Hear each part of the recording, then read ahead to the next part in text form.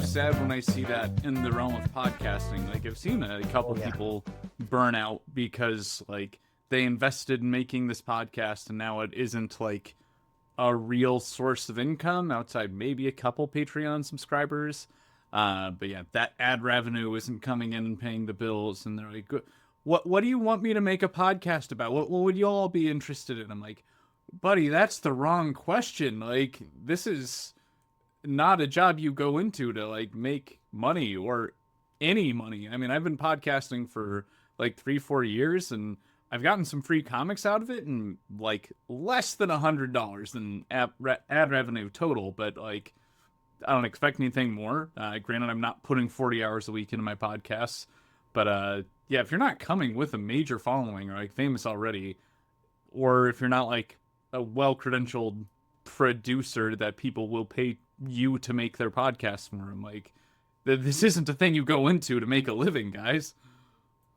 Yeah, seriously. No, you do it because it's fun, right? That's the only reason I'm here. This is fun. I enjoy talking to people, talking to different creators and stuff, writers, artists, all that. While Roberto does some free art for us every week, and right, like there's side benefits because we get to not only push the guests' work, but people get to know my face and Roberto's face, and we've had people come up to us at conventions and be like, "Oh, I like the podcast," and that's kind of the point of all this is people getting used to this mug so they can find me places, but but that's it. Like that's all I'm getting out of this outside of the joy of it, of getting to meet people and talk to people. And then when I go to conventions outside of my hometown, I get to actually meet people face to face that now I have, talking for a couple hours with somebody, you get to know folks. So it's nice when you finally get to meet in person and really like connect in that. Some of the best connections I've made have been through this podcast, but if I was looking to make any money doing this, I would have long quit. That is not the benefit you get from this at all. So yeah, it's all perspective, right? You don't do any of this creative stuff to make it rich. It's not a thing that happens. There's only one Mr. Beast or whatever. So it's going to those conventions though. Like, I mean, I love going to meet people, preferably like as someone on the floor. Being someone that's going to vend and as someone that needs to fall into the exhibitor category more than an artist, that's where it gets really tough. Like, the biggest conventions I could get into are almost definitely going to be a net loss for me. Like, I have a really fun, interesting setup and like have people coming up, like going through the interactive art gallery I do with our color changing lights. Again, you can see one of our displays on Instagram. But it's when registration costs are like upwards of $600 for a major con, and then you have travel, hotel fare, and other things. Like, I just am not in a place where I can make that much. And especially if you're doing something people haven't seen before at a convention, like, it's all a matter of eye contact, grabbing people, being like, hey, check out this thing I have back here. And this is not a great place full of people that love making eye contact, if you understand. So I've found that I really thrive at like one-day conventions and local things. Like, that's the only time I can really count on like having profitable events. And I love those since like it's way less stress. I get to engage with people that are actually in my community and like just getting off the ground, and they seem to appreciate things like this even more, of like, oh, this was a free convention. I did not expect to see something like this here. And yeah, I love running into industry people at those free conventions because those are always like the coolest folks. Like, that's where I'll run into like Phil Hester, who's just one of the best people in comics. Like, I hear from everyone. So like finding that elsewhere too, like I'm almost always going to make more money at a one-night concert doing this setup, just as a vendor, than I am like vending at a music festival. So like that's maybe the hardest part about like going into being a professional in any kind of creative industry, or like trying to monetize these things, is yeah, even these moments that could just be big fun social networking things now become a higher stress environment of like needing to crunch the numbers and like, is this worth going to as a vendor, or do I invest to just go for fun? And yeah, it's been a weird thing to navigate, like changing my relationship to things I've been doing just for fun for most of my life. Yeah, it's tough, right? And then it's you have to be ready to like not make money for a long time, right? Like until people get to know you, until they get to know your work and all that kind of stuff. Like you have to be ready for it to it's a lot of risk that you put up front. So unless you're the whole deal, right? Unless you can draw your own stuff and write your own stuff and produce it and do the whole thing end to end, which in that case you're doing like a time sacrifice. Like it's a lot, right? Like it's a lot in both time and money to make this happen, and you have to be willing to take a lot of risk up front to make it happen. So like you're doing it in a very pragmatic way as well, of going to smaller shows or like maybe even not like direct like comic shows and that, which is brilliant, right? Like you're getting different markets involved as well. But it's building small and trying to understand that like how much you can get away with. Like we all want to have a table at San Diego, but is that going to be even a good idea? Probably not, right? Because you're competing with everyone else that's there, and everybody's going to the DC booth and the Marvel booth, and they don't necessarily want to go to the indie alley corner there and drop a whole bunch of money. And you need hundreds of people to do that when you're covering those table fees and the flight and the hotel, especially in San Diego and all that. So, you know, having your targets is very important, your budget and all that, but also just understanding that there's a they call it the long tail. It takes a long time, for that first thing you did to become profitable, because you're hoping that by the time you've done the 10th and the 20th thing, people are still buying that first one, and that's where you're starting to make the money on it, right? But it's a very long haul to get there. It's a lot of effort, a lot of time, a lot of money, and not everyone really understands that. So I just think about those art kids that are like, "Can you hire me?" It's like, no, not yet. Yeah. You gotta, you gotta prove yourself a bit before we get there. But yeah, it's tough. It's a tough gig. It's a tough gig, and nobody's doing it for free for a reason. Yeah, on the that pragmatic side of things, that's something I have found with like becoming an art vendor, even though I'm just a writer. Like, I mean, I am kind of an art producer of sorts. Like, I'm project managing new art prints into existence that otherwise wouldn't. But selling comics, I've only done one small convention, a one day one where I only had comics, and it was where I premiered a one day one where I only had on that was being thrown at the college when we transform at a little con. Like it costs a lot of money to hire artists to bring just one issue of comic to where you can have variant covers that you then sell like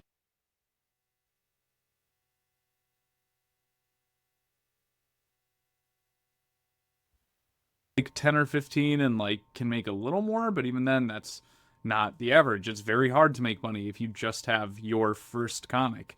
But money if you just have your first comic. And two, like having a variant cover is usually upwards of 12 or $15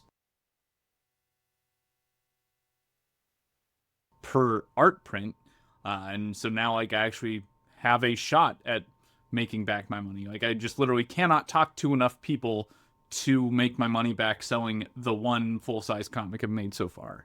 But yeah, selling art prints, like there are times I make my money back in that first day.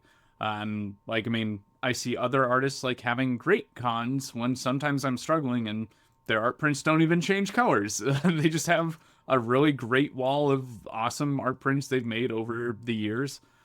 So like even if you are just a writer, like if you're already commissioning pages for your comic, like commission some posters for your comic, commission posters for like your other ideas, and like maybe make get some fan art in there. I know you can't really sell that online as easily, but at conventions, it's going to make a world of difference. And also learning that like I think the toughest challenge about shifting from like vending at music festivals to conventions is people don't buy the best art prints they see or like the coolest art pieces. They buy the things they recognize.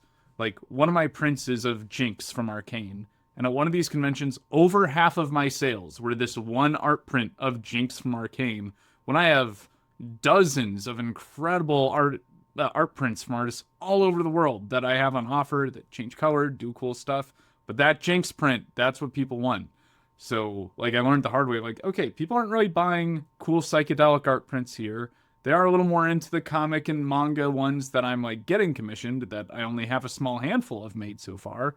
Um, but yeah, like leaning into what are people recognizing, what's the hot anime or video game of right now, uh, and yeah, leaning into that. So like lean into your passions. If you're just a writer, get some art made of your favorite things that also happen to be popular among convention people, and you'll have a much better time, like having a profitable table at your first few events.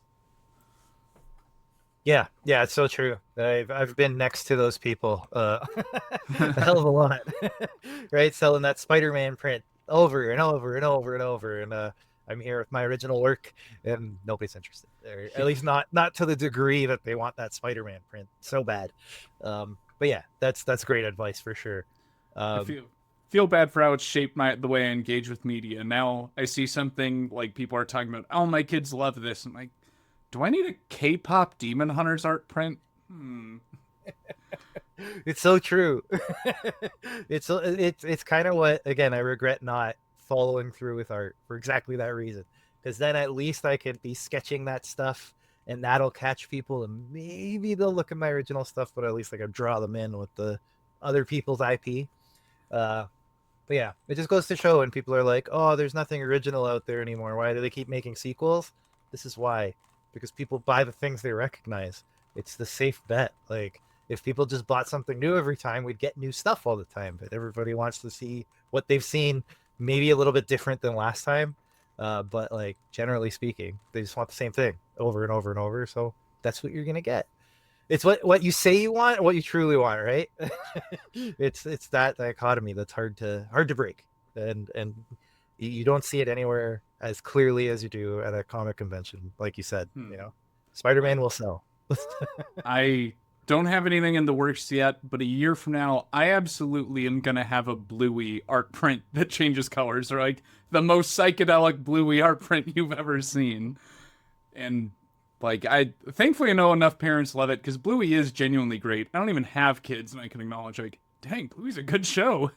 But those kids are gonna see Bluey, they're gonna need to own Bluey, and like that's when I'll know I've started to go the wrong route in capitalism. Like, yes, I'm capitalizing on the love of children to sell artwork where I get parents guilted into buying psychedelic Bluey art prints, but it's the only one that changes color, so I'll at least have that going for me.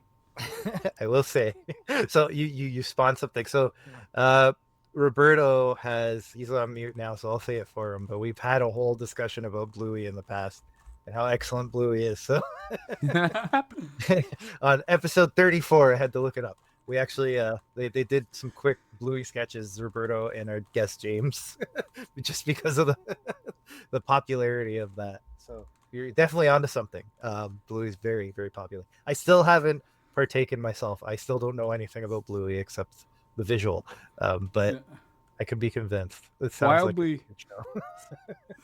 like a little wild, but I guess in the realm of the just say no topic, that was a little bit my introduction to Bluey was like trip sitting for someone who was having a really rough go of it. And they were a parent. They were at my place, so like, yeah, no cross contamination there or like any risks.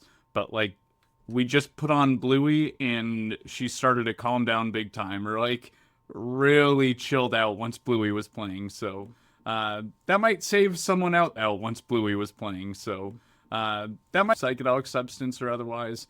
Put on some Bluey. It's really great and chill. Holds there if ever your friend is having a hard time on a watch a lot in a short amount of time. Okay.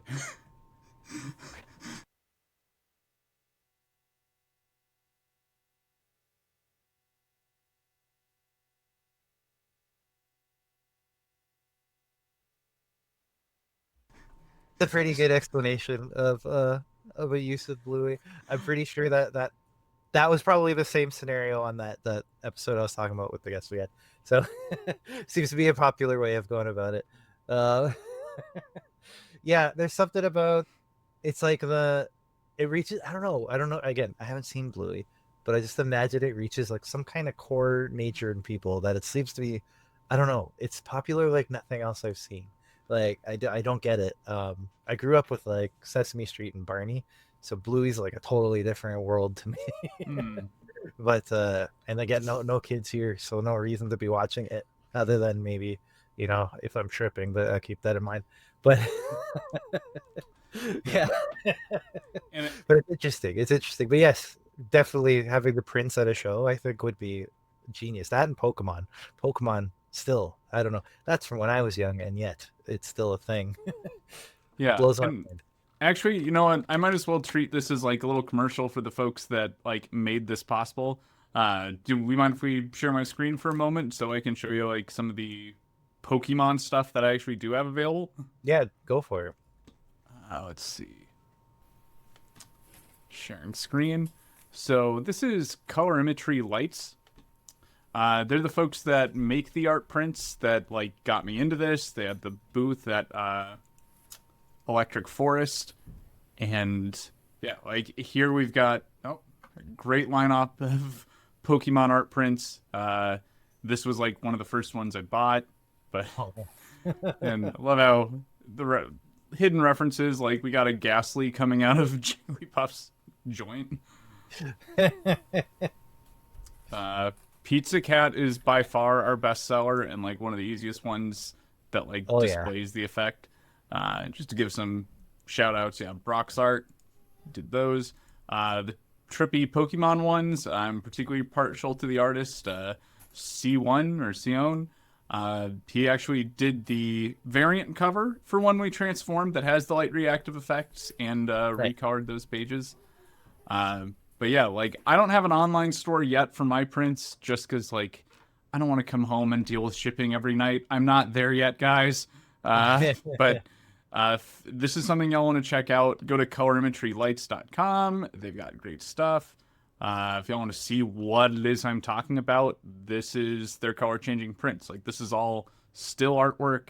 While it works best on like their Cool. posters with their specific handheld lights, this effect works on printer paper. And if you have like an LED smart light, you can get a little bit of this effect on there as well.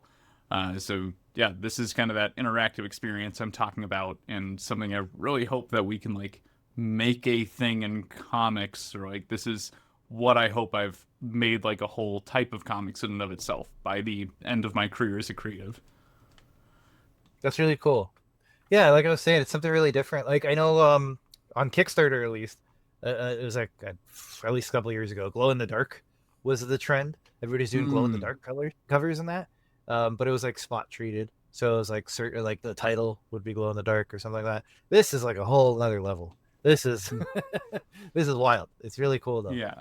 I like to describe this black light on steroids. Like Yeah. people always come like, "Oh, is this black lights?" No, it's better than black lights, folks. This is the next level. Hmm. Black Lights Phase 1. This is no, this is really cool. I'm into it. Hmm. I'd love to see like more creators take on something like that. Hmm. So what Yeah. would be involved? So let's say I'm doing a variant cover and I wanted something like this. What's the process for that? Before I keep So going. so Sorry, go ahead. it's all in color theory. Like I was surprised too to find out this doesn't technically require any particular ink. So like if you want to have something that'll react to this, like I'm sure there are comics that will do weird effects with this. Like I bet Absolute Martian Manhunter probably has pages and covers that'll do crazy stuff with That's a good this. point. Yeah. Um, it would really come down to like just getting a colorist to use one of several techniques that do this.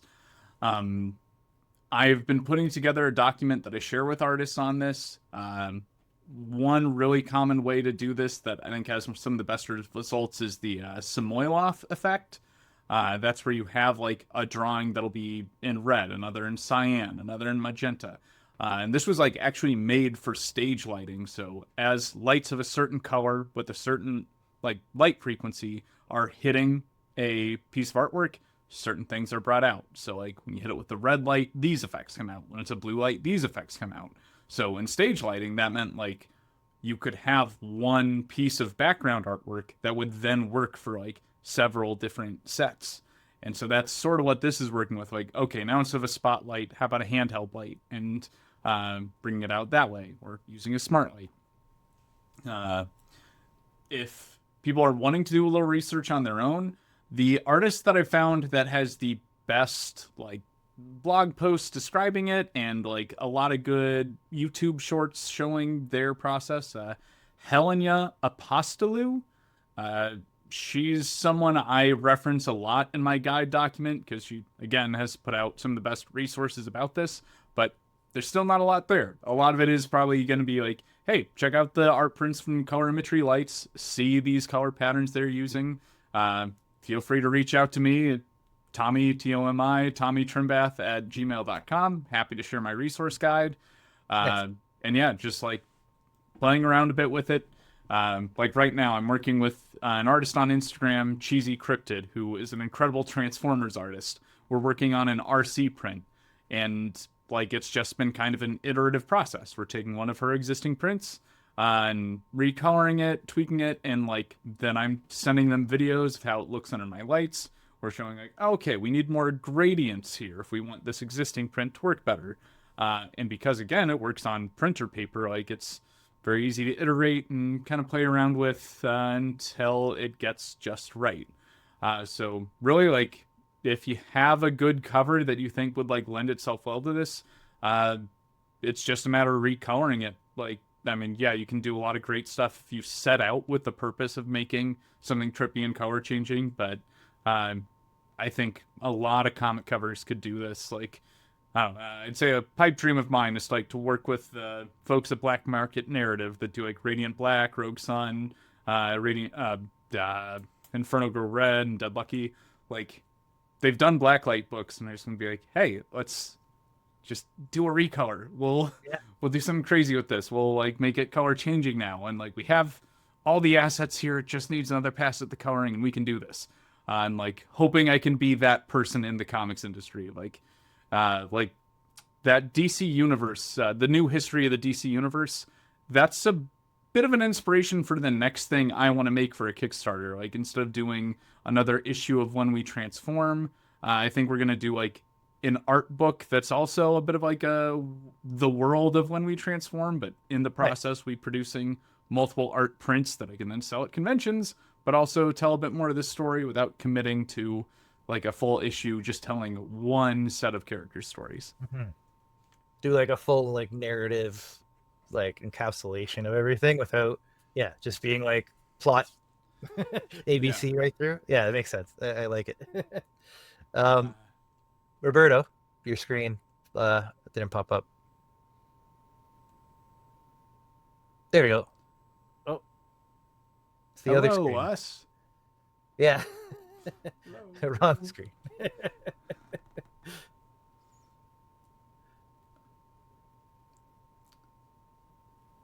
In terms of getting, there we go. Oh man, what Whoa. did we miss? Whoa. Nice. Oh man. What were we saying? Oh yeah, so getting the Radiant Black guys on the to do those covers, I feel like that's something that they would do as like a store exclusive. I feel like that's your way in. That you go to like a Hmm. Midtown, or I don't know where you're from. I'm just I picked Midtown as a random one, but I don't know what your big shop in your area is. But you go there and you try to get them to convince them to work with you that way and say it'll be a store exclusive, like we'll work it out together, and they'll print like a Hmm. hundred, and that's I don't know. Just throwing that out there. I feel Um, bad because I don't remember the name of the shop, but it was like 40 minutes from Madison, Wisconsin. Pretty big store, a little more focused on collectibles, but they had like a like a display case that had some neon lights or some LED lights in it. And it was then that I'm like, I gotta get these people on my color changing cover, or like this is the one store that I think could successfully sell like the color changing art books and stuff. yeah, So I'll look into those guys to see if I can track them down.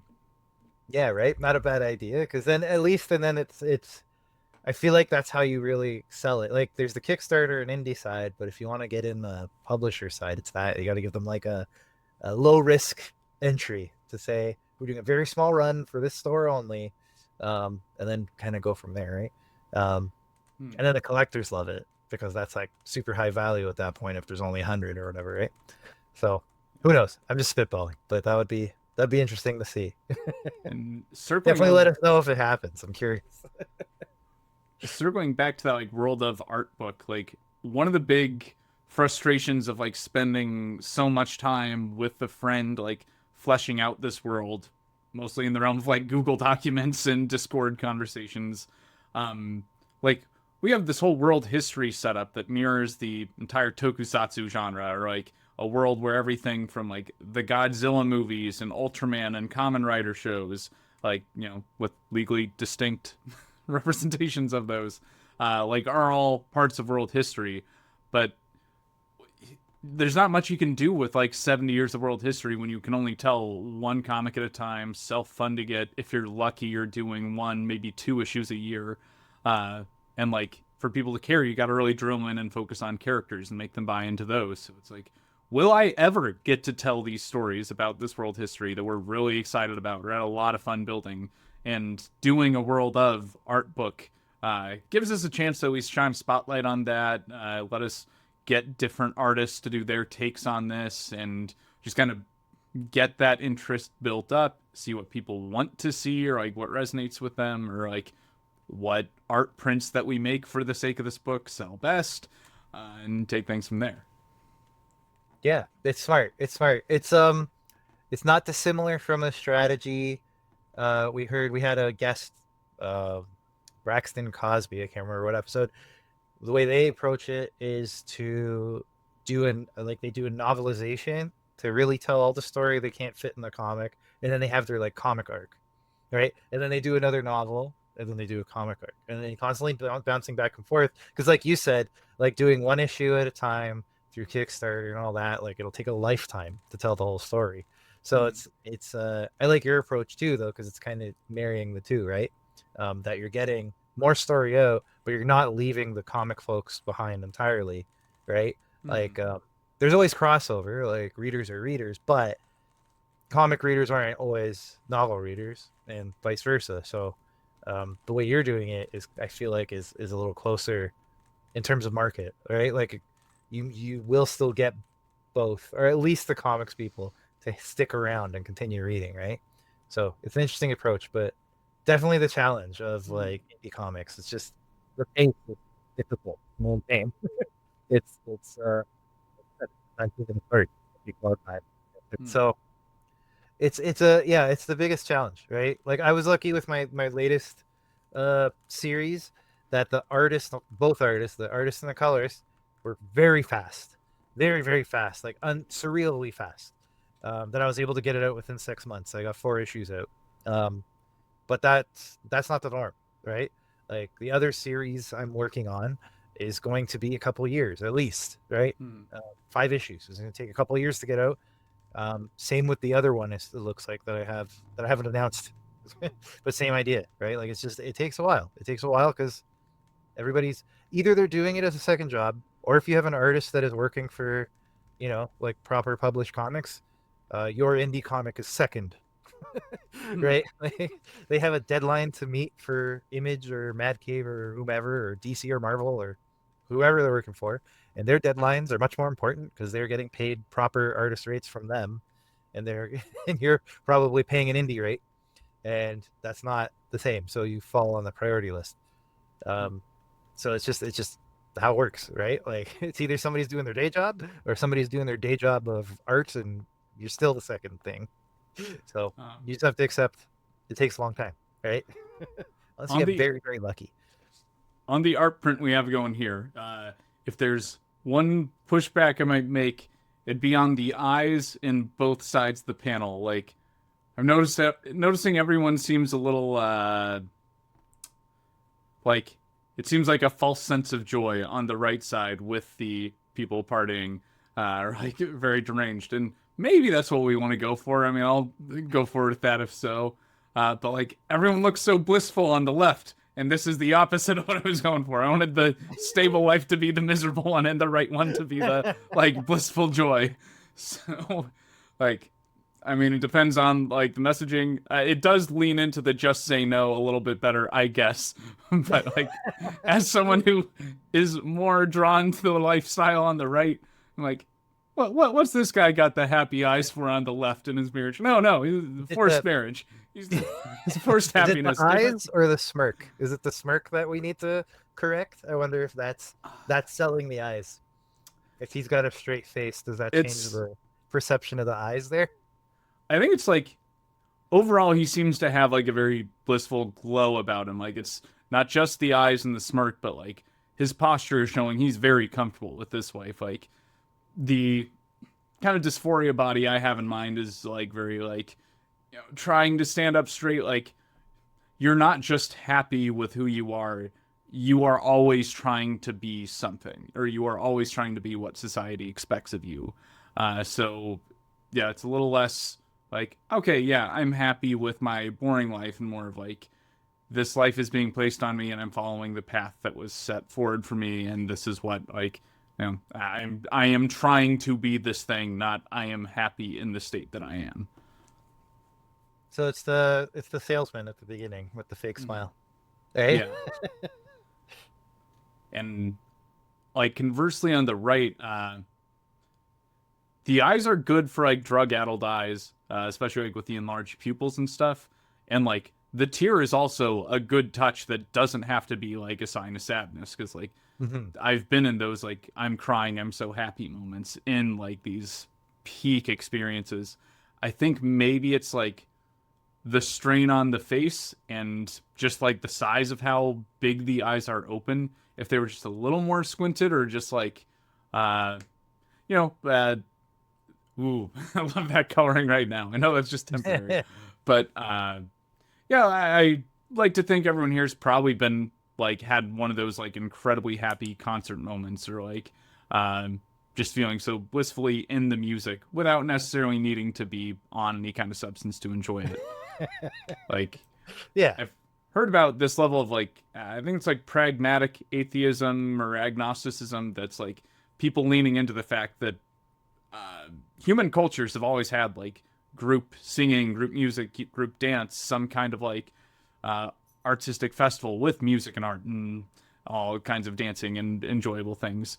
And like leaning into there is a very deeply spiritual human experience to group song, group dancing, and like going to concerts. So like even if you don't believe in any kind of higher power, like treating going to concerts at your favorite type of music, or like going to events where you are dancing with others, or like having some kind of like group meditation, group prayer, any number of these things that like speak to the historic human spiritual experience, and like what that does for us, like the benefits of having a meditation or prayer practice, or like the endorphins that are released when you sing with others or are dancing in a group, or just like everyone has all these positive vibes directed in one place at like something everyone there loves. And like that was just a really eye-opening experience to me going to my first few festivals, was just like seeing everyone in like their most true selves, like sharing these super positive vibes. Like even though these can be high stress environments, or like we're out in 90-degree heat, everyone's camping, and like they're long days and we might be strung out, but everyone is there over a shared love. Everyone is like giving each other little gifts. There's like the whole plur, peace, love, unity, and respect. Like there's these shared positive vibes that like are all our central tenets there. And there's so many good vibes there that it feels like a spiritual experience. Or it reminded me of the things I loved about like going to church camp growing up, which might sound ridiculous, but that was always like the best Christianity had to offer to me when I was a kid. Um, and like, yeah, you find these moments where you're like, I actually resonate with this kind of spiritual experience being placed on me. And that's what festivals kind of became for me. Not to say they are my religion, but just like it reminded me of like why I liked those church related activities, or like what was there for me, what that underlying sense of love was coming from. And like people have spiritual experiences going to Weezer concerts, or like the Insane Clown Posse, like So ridiculous things. Uh, and yeah, I don't know. I was too lost in my own words to like really pay attention to what subtle changes were made, but I'm already seeing a nice change in like the eyes and the smile are already starting to look more genuine to me in that right panel. Nice. And yeah, I agree in what you're saying. I'm a big concert goer myself. I've go to quite a few, but I'm gonna swerve on you there, and I'm gonna say, and no one ever agrees with me because the thing I've learned about comics people, not generally sports fans, but they're a handful. And I will say that that same feeling you're talking about, you can find in sport as well. It, Absolutely. right? And it's weird because the amount of suffering and the amount of that bad vibes that you get at various sports events, because only one team's going to win, and depending on your team, it might not be you a lot of times, right? But if you're there for when things turn around, if they ever turn around, they might never, and that's the scary thing of all of it. That's like the faith aspect of all of it, that you're still there, even though you know the chances are slim, but you still have hope. And it's the communal vibe of it, right? It's that feeling of like you're all strangers, but you all are in it together, right? And that's what the thing that people always get mad about.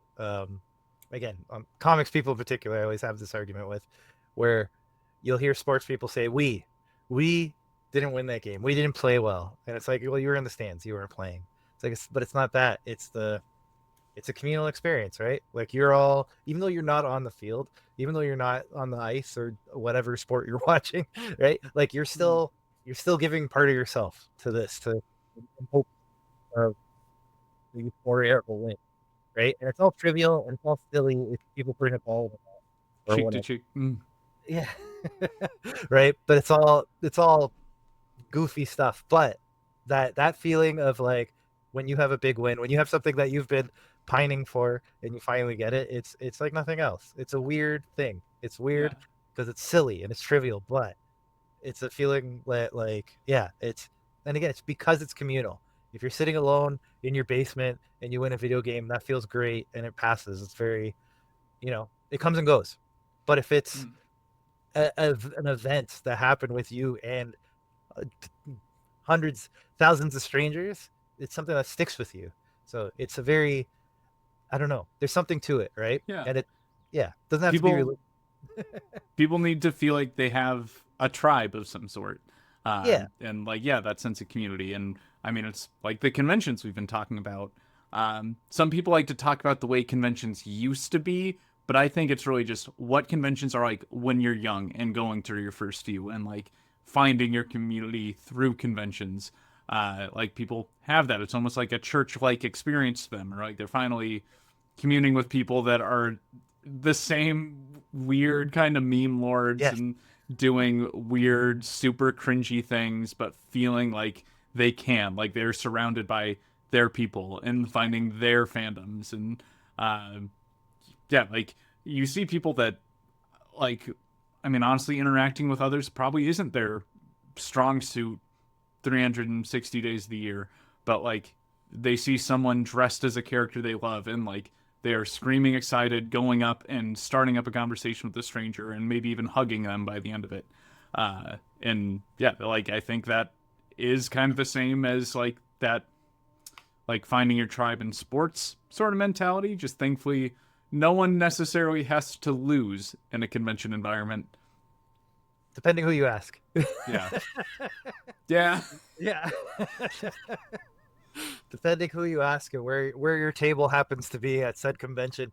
But yeah, yeah, for sure. It's definitely, and like you said, it doesn't even have to be like very introverted group of people, right? Like with the exceptions, and most of us have podcasts, but very introverted group of people. But it's that communal, like we're all here together, we're all enjoying the same thing, and even if you don't go talk to the people that you talk to the cosplay that you recognize you enjoy, but you appreciate them from afar, it still gives you that same like that same sense of like, okay, like I'm somewhere I belong, which is, again, I mean, it Oh means a yeah. lot.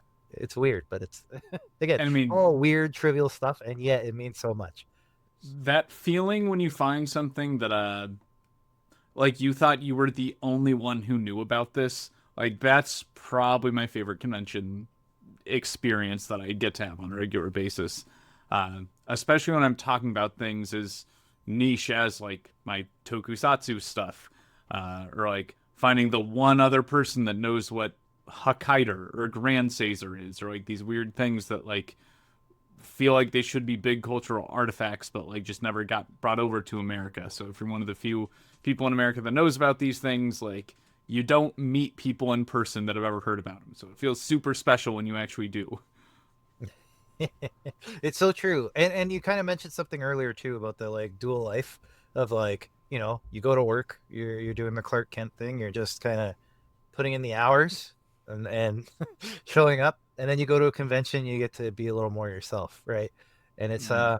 you don't have to put on that salesman face and the right, like the professionalism. It's just like, no, you get to enjoy the things you enjoy wholeheartedly with people who understand why you enjoy it. um I don't know if you've ever had those conversations at work Mm. where it's like they're not rude about it, but there's like a, oh yeah, and it's like, oh, you don't get it. There's Mm. no explaining it to you, right? Yeah.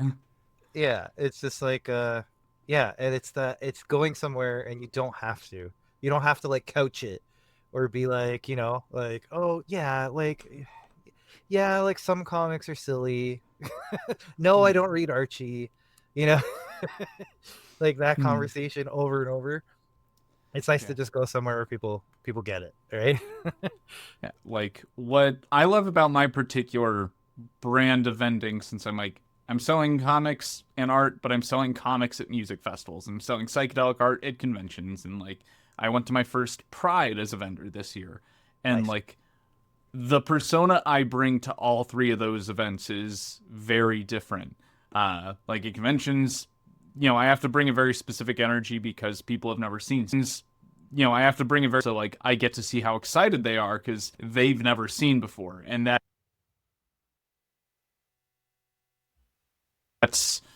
that just brings so much they've never seen before, and that's like, hey, I'm a joy to me. At Pride's, it's a pretty dang good comic, and I'm doing something in, and then music festivals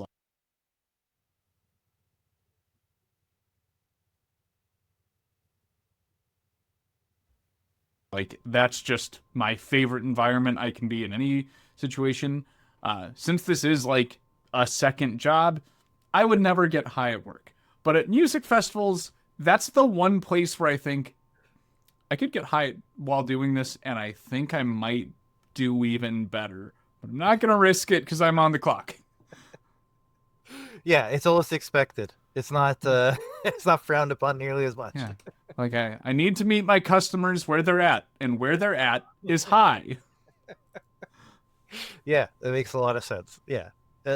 It's I think we all do it, right? Like we all have different modes we're in, but Mm, yeah, I feel like not everybody gets the outlet, gets the place where they get to really be themselves yeah. completely, right? And I and mean, I don't think there's anywhere you get to be 100% yourself. I mean, even in your own home sometimes you're you're still a version of yourself. So um but mm, it's good to have your outlets for yeah. all the sides of yourself, right? Yeah, it's Some people have their Clark Kent Superman duality. I've got a whole team of Power Rangers I'm rotating through my different jobs. yeah, that makes a lot of sense. And but that's what it takes though a lot of times too, right? It's like you said, it's meeting people where they're at to a degree too, right? Mm, It's like you said, you go to a comic convention and it's trying to sell something different, sell something new that on the face of it may not be completely clear, right? Um, and it's understanding that and not just saying, why don't people like it? It's so cool, right? mm, And that's really, I think, what the difference is in terms of success and not, right? Is really marketing 101. It's meet people where they're at. Go figure. Um, now, speaking yeah, of marketing, since I know we don't have a ton of time left, do you mind if I plug what my most immediate comic project's going to be? please do. Yeah. So this summer, I've been featured in two Kickstarter comic anthologies, and one at the time of publication in the far off present of August 2025 uh, is going to be The Childless by Vaz Comics. And this is a fairly new company, but it's a really cool anthology that's about kind of a dystopian future under really oppressive population control. I have a 4-page story in this called No Senator's Son. That's kind of what it would be like to be the trans child of a right wing religious fundamentalist politician in yeah a future somehow even worse than our current political environment. But they're for this anthology, they brought in a really wide variety of voices to explore this idea of like a world where people can't have more than one kid, or a world where like if a couple gets divorced, their children are just sacrificed. And it's all a matter of like, oh, we don't want people without kids, or we don't want people that can be controlled through their kids out there. And they wanted to get a bunch of different voices to explore how this would impact different people groups, different marginalized groups. What does this look like when it comes to like the patriarchy, or like dynamics between races, and just any number of ways this would impact society. And I'm really excited to see what everyone else is bringing to the table. The Kickstarter itself launches around July 12th or 15th. I forget the specific date. But yeah, do keep an eye out for it. By the time this is published, I believe the Kickstarter will be still going and or accepting late pledges. If that's not currently the plan, I'll see if I can nudge Oscar Rosario, who's putting this together, see if we can get him to take some. You're muted, Adriano. I was saying, I love Oscar. Yeah, he's Oh, awesome. you know Oscar. Okay. I do know Oscar. We met in San Diego and at Thought Bubble. So yeah, All he's right. awesome. And he has family near me somehow in Canada, Hmm. which is crazy. Huh. But anyways, yeah, Oscar's awesome. I love that Yeah. guy. Had you heard about the project? Sorry? Had you heard about his Childless project? I saw the call for entries. I haven't heard anything about it since, but I'll be keeping an eye out for it for sure. Hmm. Yeah. Also this summer, the Kickstarter's over, but I know they were accepting late pledges last I checked. They might still be going. I'm featured in Aces and Arrows from Lifeline Comics. Yeah, Kickstarter comic people, you probably know Comic Uno. They do a bunch of great YouTube content and make a bunch of awesome comics. Yeah, they did an anthology all dedicated to stories about characters on the asexual, aromantic spectrum. From my particular set of interests, I of course explored this idea through the realm of giant transforming robots, and what it's like to be something like an asexual robot in a team of combining robots and not feeling like that's your vibe. I was really happy with the story I got to tell there and had a lot of fun doing it. And I'm really glad I got to work with Kat and Phil from Lifeline. Like, I've read their work. I've had them on Transcending Comics. I met them at FlameCon last year, and they're awesome. So getting to be featured in one of their books feels like a big step forward for me. But yeah, like it's been great. It's been a very hectic, crazy, sometimes scary year this last year for me. And I knew I didn't have another issue of When We Transform that I could like swing a Kickstarter for, get ready with everything going on. So I'm just really thankful that I've gotten to meet some amazing comic collaborators that were gracious enough to feature me in their anthologies. So yeah, I still get some comics output this year, and can go into 2026 swinging with hopefully more than one of my own comic projects. Amazing. Yeah, those are some big time collaborators too, right? Like I said, I love Oscar, and then yeah, Kat and Phil are amazing too. Yeah, all the stuff with the Comic Uno, the top 10 every week. I was lucky enough to be featured on one of those, and it helped a ton. Same. So yeah, like just comics people are awesome, but in general, but yeah, you've got some really cool people you're working with for sure. Yeah, definitely some big names in the indie space. Yeah. Yeah. I love it since, like, I mean, comics is not a big industry. I've heard it quoted as like a $1 billion industry, but rather than that leading to an insane amount of competition and people trying to like drive each other out, it feels very much the opposite. Like it's a bunch of people that are just really passionate about making comics, that love the medium, and everyone is building each other up. We talked about Jim Zub earlier. Like, I know he's not the only one putting out great free resources out there, but yeah, like he's got Comic School. If you're an aspiring comic person, do check that out. You have people like Kat and Phil that are offering just really invaluable advice when it comes to like kickstarting your own books and like offering services to help you with kickstarting, and then offering all kinds of opportunities for new and existing creators to like get their work out there to get featured in one of these. So like that's what I've loved about just being in the indie space so far, is finding like how accommodating everyone's been, what the community is like. And yeah, I mentioned these names like Jim Zub and Cat and Phil and Oscar, and like their reputations precede them. Like, I mean, we're not working for Marvel or DC or anything yet, but like people know them because they're doing great stuff and are an awesome presence at conventions. Yeah, yeah, it's so true. And actually, that just spawned a thought too. A call for entry again. This is July. I'm speaking in July. This is airing in August, so maybe closed by then. TO Comics. I don't know if you've heard of them. They're like Toronto Comics, with an XTO Comics. They have a call for entry now for their latest anthology. I was in the last one, and yeah, that was great as well. They get published pretty widely in that, and a great team of editors and all that. Highly recommend checking out their call for entries if you're looking to get one more I piece of would work love out there. to. Yeah. What can you tell me about the project?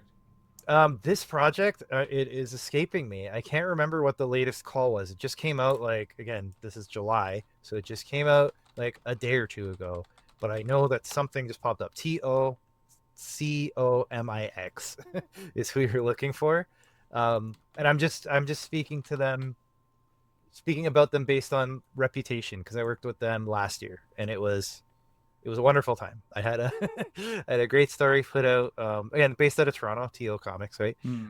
But they're on. I think this is like number 12 that they're doing. What's Ooh. this one? The New Hotness. uh, what is it? I don't know how to say that word. Tiefling. Oh, Tiefling, yeah, from Tiefling. See, D&D. I'm a.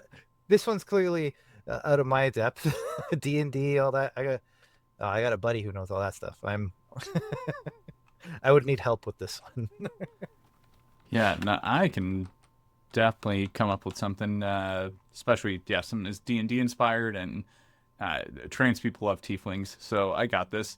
And Yeah, I just think it's right checking, up your alley. There you go. they'll, they take submissions from us poor miserable bastards in the United States. Like, it's I not think a Canadian or Toronto exclusive I publisher. think you're good as long as you're willing to accept the Canadian dollar, um, at whatever, you know, little bit that may end up being once it cuts over. But Yeah, well, I think you're good. it might be the only dollars that are worth anything in not too long. So yeah, I'll be paid in any foreign currency you want. I need to diversify my little portfolio. Amazing. Yeah. But yeah, yeah, they're a cool crew. I had a lot of fun with them. And then I bugged them at TCAF when they were getting the whole thing printed and all that.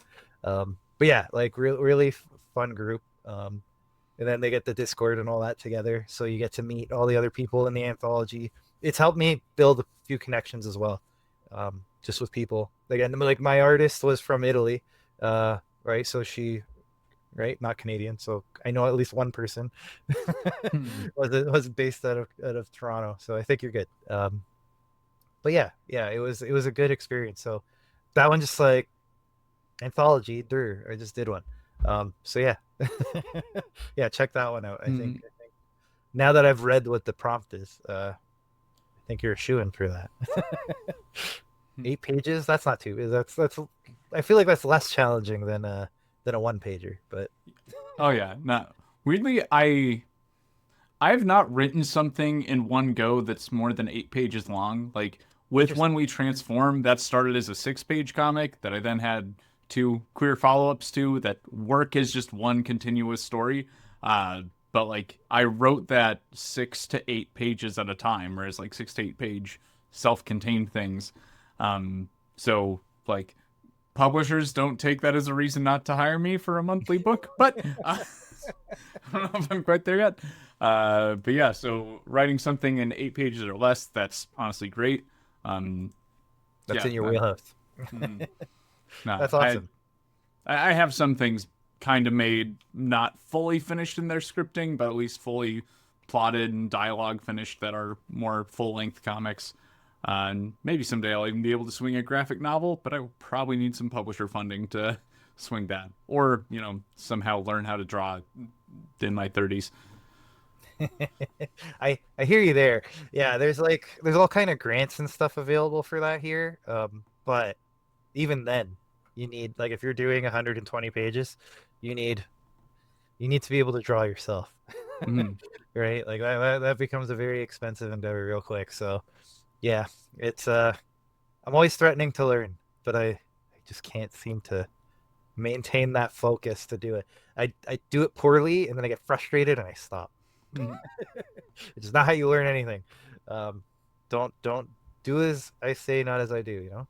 But Uh, yeah, for real though, like even if I don't make it in, thank you so much for bringing that to my attention. I haven't found a great way to like really have my have all these anthology submissions on my radar. I got wildly lucky with the childless. Not Patreon, the little bit fascist one, Substack. They just a little. they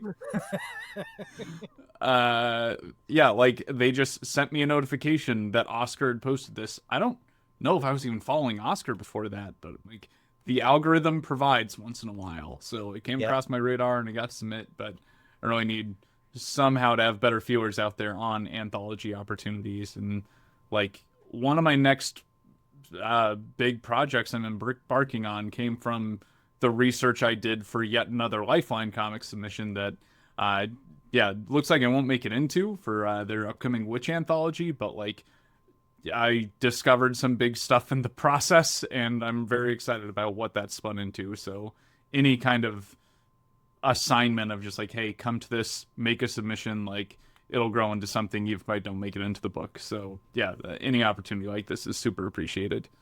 Yeah, yeah, for sure. No, and it's a great like it's a great way to grow without too much risk, right? Like Mhm. you're offloading some of that risk onto the anthology itself.